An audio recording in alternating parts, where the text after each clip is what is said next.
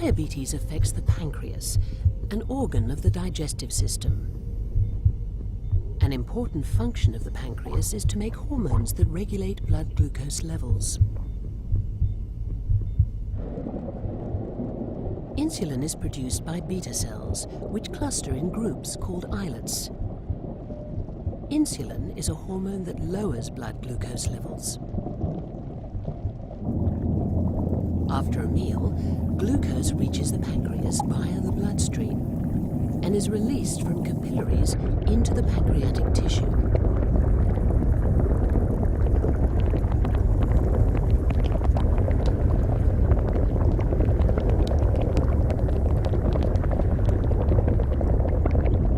This triggers the release of insulin, which is stored inside the beta cells.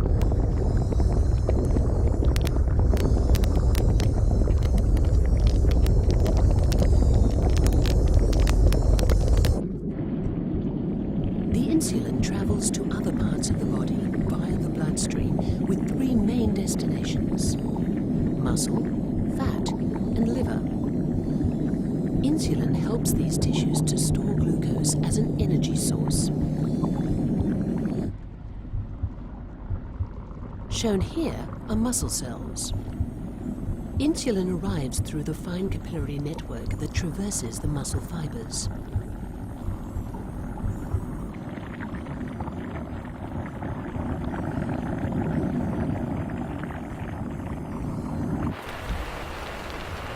The surfaces of muscle, fat, and liver cells are covered with insulin receptors.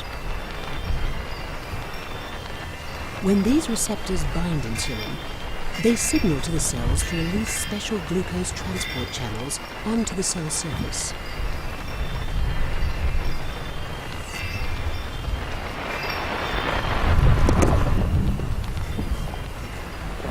These channels enable glucose to gain entry into the cells, allowing the cells to store glucose as energy for future use. In this way, insulin acts to regulate blood glucose levels.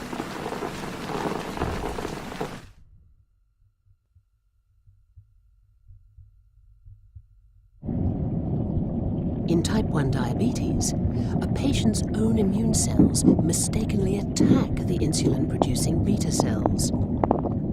Type 1 diabetes is referred to as an autoimmune disease because the body's immune system attacks its own cells in error.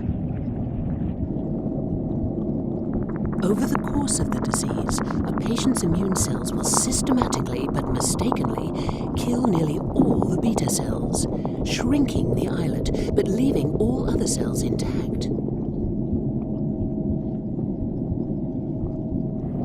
The few beta cells that remain in the pancreas have a severely reduced capacity to produce insulin. The death of the pancreatic beta cells and the consequent inability to produce insulin is at the core of type 1 diabetes. Without insulin, the body cannot regulate blood glucose levels, and the high glucose levels damage many tissues throughout the body.